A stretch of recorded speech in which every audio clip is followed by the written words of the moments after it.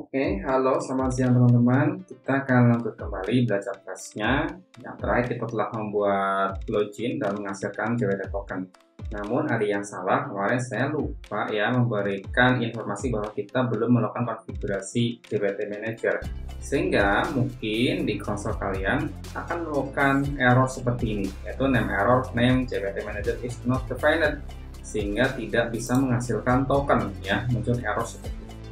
Hal ini dikarenakan kita belum melakukan konfigurasi di file init.python. Nah, sekarang saya tambahkan dulu ya sini. Jadi tinggal tambahkan from ya plus jwt ya extended. Nah, ini berisik banget ya keyboardnya. Lalu saya import jwt manager. Oke, pastikan kalian sudah masuk di virtual environment ya.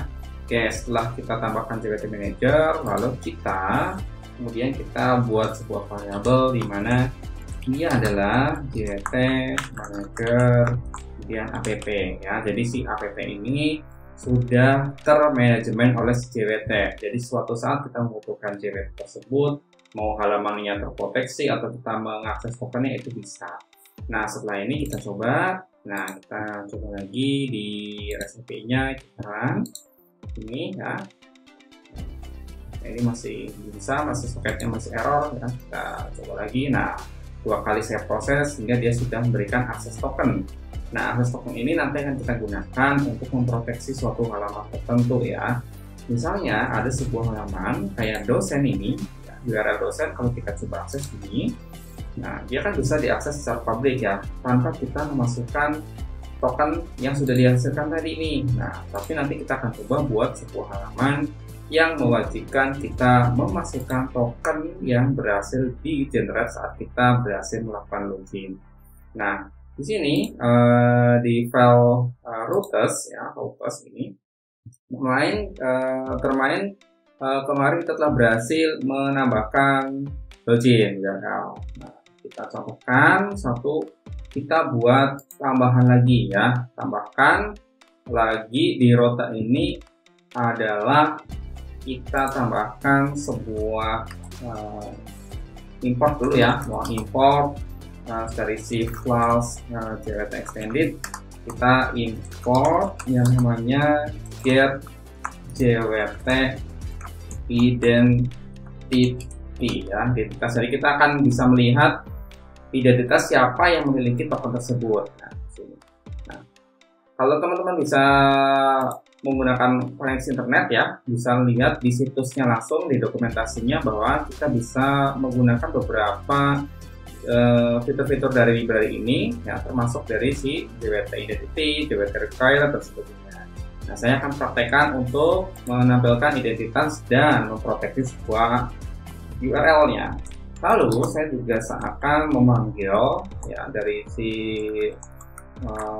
JWT ini, yaitu JWT required ya. Jadi JWT required ini akan memproteksi sebuah URL. Misalnya dosen akan saya proteksi gitu ya halaman. Namun saya tidak akan mengubah ini. Nah, di sini saya buat sebuah rute baru ya. Nah, saya berikan nama protected aja ya buat sampel. Jadi app seperti biasa .route ya, .route ini, lalu berikan namanya route ya, route, berikan namanya apa, misalnya halamannya protected ya, sebuah halaman yang terproteksi ini. Lalu metodenya adalah get. Okay. Jadi halaman ini akan saya panggil dengan metode get, namun saya akan memproteksinya ya, JWT required ini tambahannya.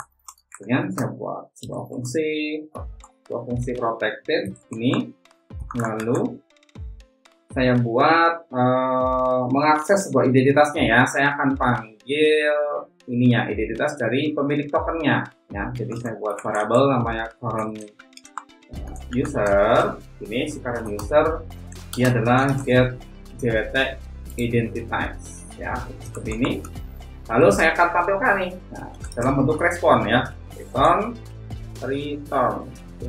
Wah, mahasiswa saya kreatif nih. Return. Nah, saya akan returnkan Returnkan apa? Returnkan response. Responnya ya, responnya karena di sini kita harus di app di sini ada file response, jadi kita panggil response. Ya, response ya. Oke, jadi setelah saya panggil respon ini dari sini, oke, kita bisa melakukan respon, mengembalikan respon sukses ataupun error ya, atau bad request ya. Oke, responnya sudah saya panggil, lalu saya balik lagi ke sini. Nah, ketika sebuah akses skala unprotected dan user masukkan token JWT tadi benar tokennya, maka saya akan balikan responnya. Respon bahwa dia telah sukses, dimana saya akan tampilkan informasi dari si ini, identitas dari pemilik tokennya. Kita bilang sukses.